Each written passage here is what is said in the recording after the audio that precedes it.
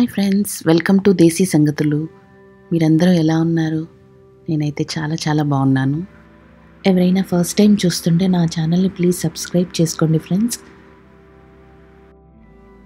ఇంకా ఈరోజు నేను ఈ మొలకలతో దోశలు వేద్దాం అనుకుంటున్నాను. సో దానికోసం నేను ఆల్రెడీ ఈ శనగల్ని, రకరకాల శనగలు ఉన్నాయి కదా, నల్ల శనగలు, తెల్ల శనగలు, ఇంకా గ్రీన్ పీసు, ఇంకా మనము వేరుశనగ గుళ్ళు ఉన్నాయి కదా, అవి కూడా, ఇంకా మీరు కావాలంటే ఇంకా గ్రీన్ మూందాలు ఉంటుంది కదా, అంటే పెసలు ఉంటాయి కదా, అవి కూడా మీరు నానబెట్టుకోవచ్చు. నైట్ అంతా నానబెట్టుకొని నెక్స్ట్ మార్నింగ్ శుభ్రం చేసుకొని వాటిని కడుక్కొని ఒక మూటలో కట్టుకుంటే 2 రోజులకి ఇలా మొలకలు వస్తాయి అన్నమాట. సో ఈ మొలకలతో నేను ఇలాగ రుబ్బుకొని ఇలాగ బ్రేక్ఫాస్ట్ దోశలు ట్రై చేశాను.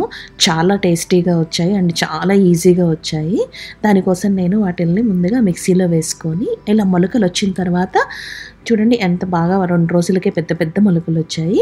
వాటిల్ని ఇంకా తీసుకున్నాను అనమాట. ఈరోజు ఇంకా మిక్సీలో వేసుకొని నేను వాటిల్లో కొంచెం అల్లం ముక్క, ఇంకా మిర్చి ఉంటుంది కదా, పచ్చిమిర్చి, అవి ఇంకా కొంచెం జీలకర్ర వేసుకొని ఇంకా దోశలకి కోసం మెత్తగా రుబ్బుకున్నాను. దీనిలో మనము రుబ్బుకునేటప్పుడు ఎక్కువ వాటర్ మెత్తగా రుబ్బుకోవాలి.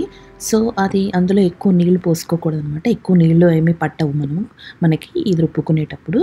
సో ఇక్కడ నేను అల్లం ముక్క ఇంకా మిర్చి అవన్నీ వేసుకొని చాలా మెత్తగా రుబ్బుకున్నాను. సో ఈ మొలకలతో మనము పచ్చివి మనకి ఉడకబెట్టకుండా పచ్చివి మనము కొంచెం నిమ్మకాయ పిండుకొని సాల్ట్ పెప్పర్ వేసుకొని కూడా తిన్నా కూడా చాలా టేస్టీగా ఉంటాయి. కానీ అలా రోజు తినాలన్నా మనకి బోరు కొట్టేస్తుంది కదా. ఇలా దోశల్లో వేసుకుంటే ప్రత్యేకంగా మనకి కిడ్స్కి కానీ మనకి కానీ హెల్త్ చాలా బాగుంటుంది. ఇంకా బీపీ షుగర్లు ఉన్న వాళ్ళకి కూడా ఇలా వీటితో మొలకలతో మనము బ్రేక్ఫాస్ట్ చేసుకున్నప్పుడు దోశలకు కానీ ప్యాటీస్ కూడా నేను చేశాను. నా ప్రీవియస్ వీడియోలో ఉంటుంది, అది కూడా మీరు ఒకసారి ట్రై చేయండి చూసి. ఇంకా నేను ఈ విధంగా చూస్తున్నారు కదా, ఇలా మెత్తగా రుబ్బుకున్నాను. నీళ్ళేమి ఎక్కువ వేసుకోవద్దు. సో ఇంత మెత్తగా అయిన తర్వాత ఇంకా నేను దాన్ని ఒక మిక్సింగ్ బౌల్లోకి తీసేసుకున్నాను. ఒక బౌల్లోకి తీసుకున్నాను నేను ఈ పిండినంతా కూడా.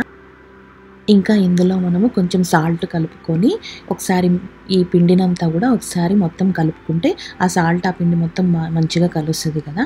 ఇంకా ఇందులో మనము సోడా, ఉప్పు, ఈనోలు అలాంటి ఏమీ కూడా వాడకుండానే ఎంత బాగా వస్తుందో రుబ్బుకొని మనము చక్కగా అప్పుడు వేసుకోవచ్చు. చాలా టేస్టీగా ఉంటాయి. ఇంకా ఈ షుగర్ ఉన్న వాళ్ళు ఇంకా ఇలాంటివి తింటే చాలా హెల్తీగా కూడా ఉంటారు. షుగర్ కూడా డౌన్ అయిపోతుంది, చాలా అంటే షుగర్ తగ్గుతుంది అన్నమాట. అవి పెరగకుండా లిమిట్లో ఉంటాయి నా ఉద్దేశము. సో నేను ఇంకా ప్యాన్ వేడి చేసుకున్నాను. వేడి చేసుకున్న తర్వాత చూసారు కదా, పిండిని వేసుకొని అలా నిదానంగా ఇలాగ మెదుపుకోండి. మరి గబగబా కాకుండా నిదానంగా ఇలా మెదుపుకోండి. చాలా చూసారు కదా ఎంత బాగా వస్తుందో dosa.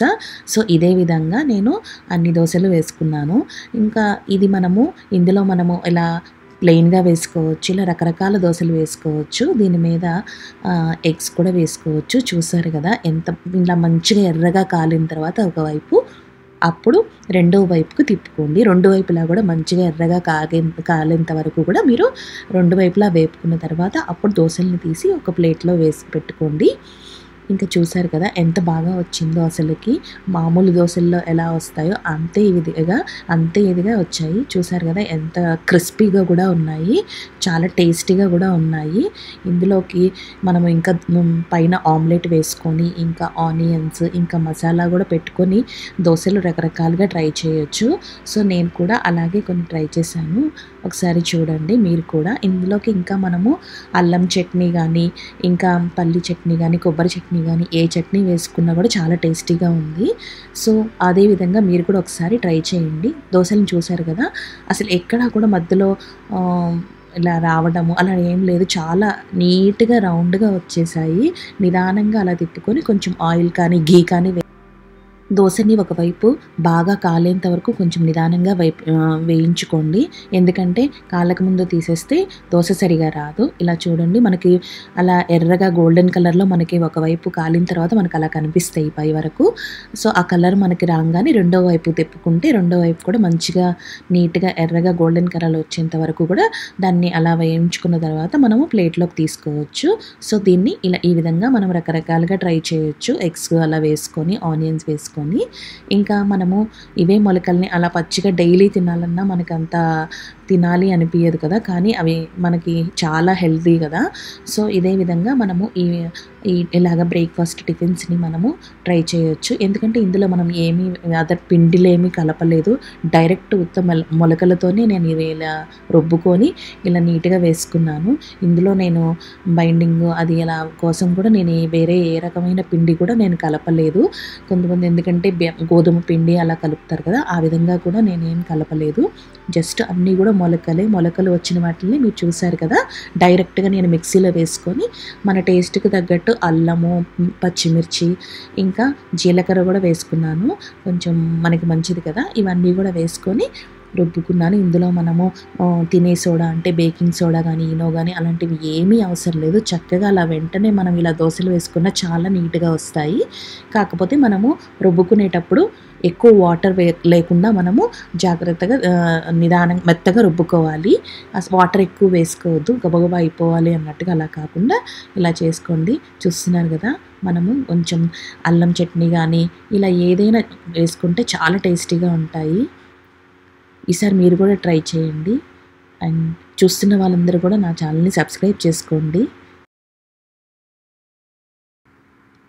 Thank you for watching. Please subscribe to my channel, like, share, and be happy.